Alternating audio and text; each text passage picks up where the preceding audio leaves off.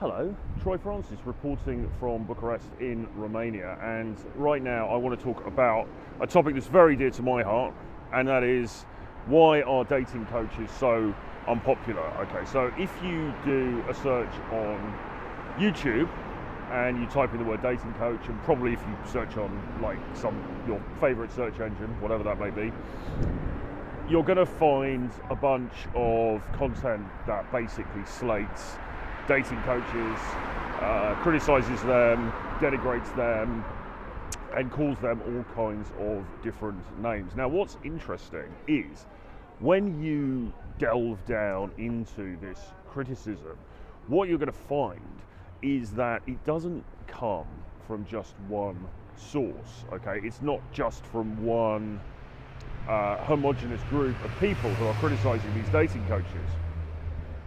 It actually comes from quite a number of groups, and that I think is fascinating, because on the one hand, superficially you might think, well, okay, if the criticism is coming from a variety of angles, then maybe it's valid. But actually, when we delve a little bit deeper, what you find is that there are a number of convergent groups who actually are quite different in terms of their objectives, their mindset, their philosophy, their worldview, who all have a bit of a beef with dating coaches and all hate on them for different reasons, but sort of come together in this mutual distrust. And actually, just from my own perspective, just to say it up front, being a dating coach myself, as well as a writer and a digital content creator and so on, really all the dating coach is trying to do is share a bit of his experience, strength and hope with other people, and try and help out. Okay, you know, I came from a background of being incredibly shy, actually, and incredibly introverted and in my own head. Look at this street here, this is amazing. Look at this street here, this is fantastic. Try and turn the camera around a little bit. Yeah, I came from a background of being incredibly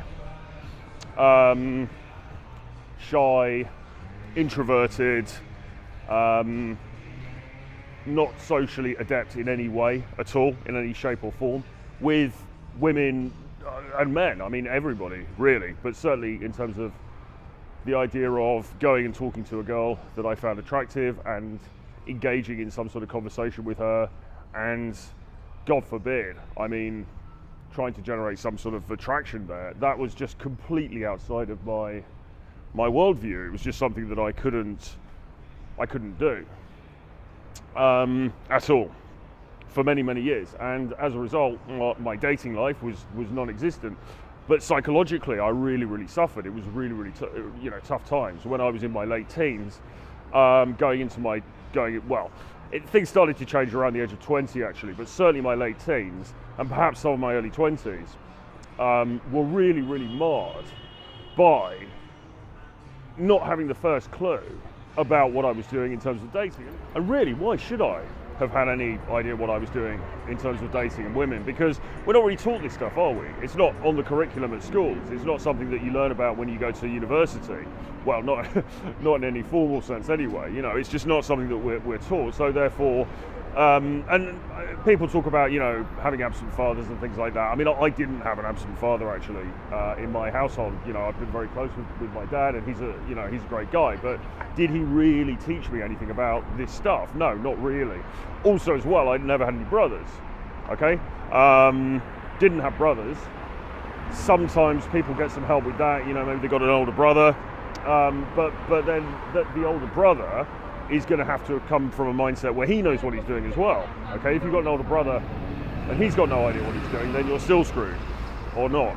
So yeah, I mean, I was never taught any of this stuff. I was never taught social skills, really, or anything like that. And there were various other sort of family issues that were going on that made my social development very impeded. Okay, so I really had to figure everything out for myself, particularly because when you look at my history, I mean, we're going back a bit now. I mean, this was really in the 90s when I was first out and about and dating. It was admittedly before I'd learned sort of formally about some of the principles of how attraction works and how intergender dynamics work.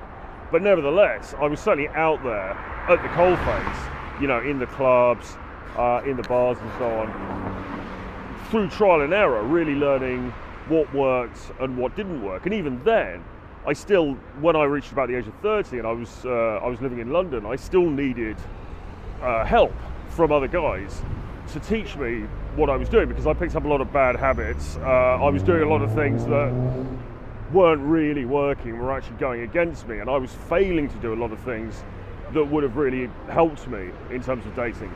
So firstly, I learned through trial and error and through just going out there and doing it. And then later, I had instruction from other people who knew more than me. And that really, really helped me. And then in the end, finally, things started to click into place. Now, rather a long segue here, I suppose. But, you know, with all of that said, what that means is that I've got a lot that I can teach somebody, you know, teach somebody like you, maybe if you're watching this and you're not having the results that you want in dating.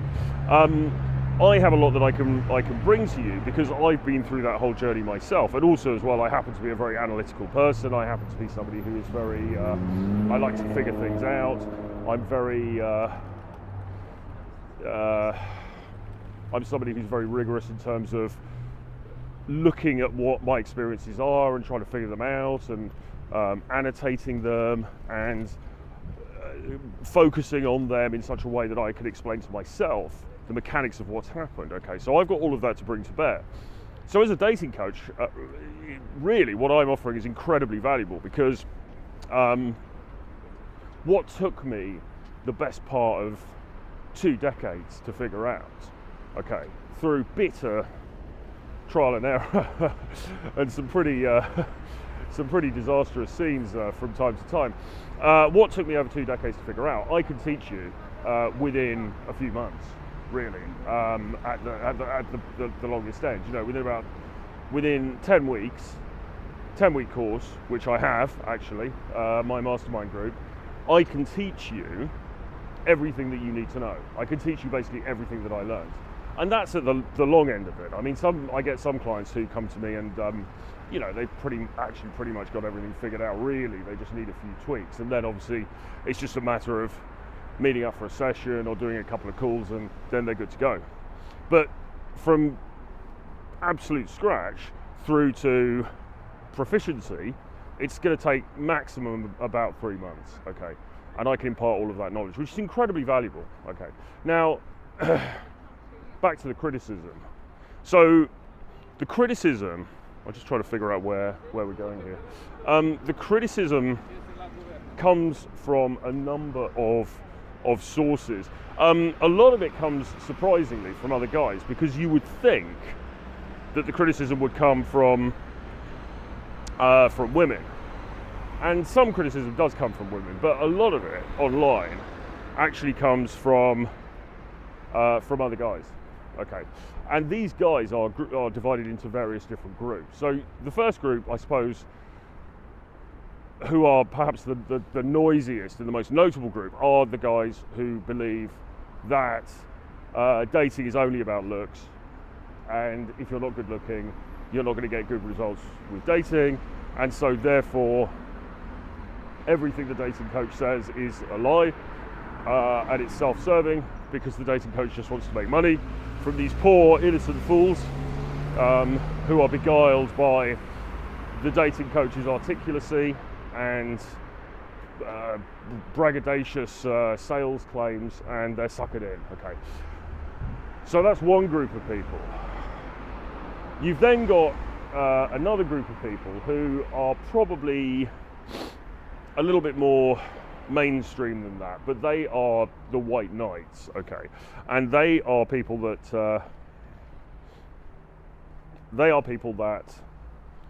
in a sort of mistaken desire to support women, and of course the dating coach loves women. I mean, the dating coach is the biggest supporter of women out there, really. But these people, in their desire to support women, they denigrate the idea that guys can strengthen these skills as being somehow underhand or tricky or manipulative or something like that. So you've got that group of people. And then you've got a smaller group, far smaller group of guys who are just kind of naturals, really, and they just don't need any tuition in this area. You know, they've always dated, they've always got good-looking girls, they've always had a great dating life, and it's just not really ever something that they've had to think about. So for them, the whole thing is slightly mystifying and really an object of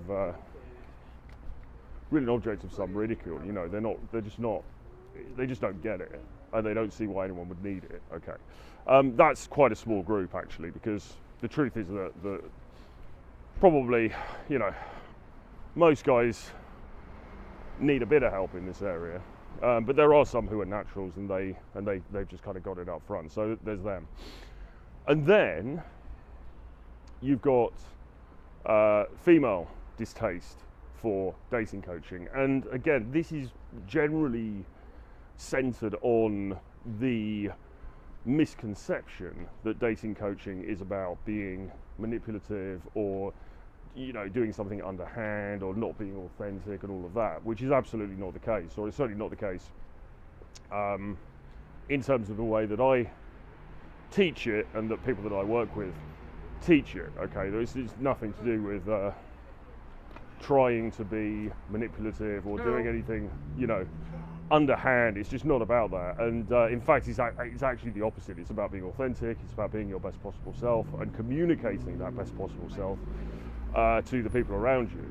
Okay, so those are the main groups, and they're divergent, as I said. I mean, you've got all the gamut from sort of feminists to crazed incels to chads. I'm using obviously the slang terms for these groups here, but you know what I'm saying. You've got this sort of really weirdly divergent group of people hating on dating coaches for different reasons, but it kind of all comes down to the same thing. And as I say, really, the poor dating coach is the poor dating coach is in the middle of all of this, really just trying to help people. Ultimately, I mean, that's what it comes down to. It's really just trying to help people and just say, look, I mean, I get where you were. I understand the spot that you were in because I was in exactly the same spot. I learned some things. You know, I learned some facts about life, and I learned some techniques, and I learned some things that you could do and say, and mindsets as well, and attitudes towards dating, and also towards yourself, by the way. You know, I learned some of these things, and I figured out how to put them into practice so that I could get better results, and I can show you the same things, you know, and it's only going to take a really short amount of time. And that's really it. And obviously, you know, nobody's holding a gun to anybody's head to try to make them work with me or any other dating coach. I mean, that would be absurd. So that really is what it is, and it's just a strange phenomenon, really. I mean, I've been in I mean, before I was doing this full time, I used to work in sales. Actually, I worked in sales for a long time, and sales is a really, really useful occupation to be in if you are looking to improve your dating, but also just generally in life, for guys and for women as well. It's a very, very useful skill set to have.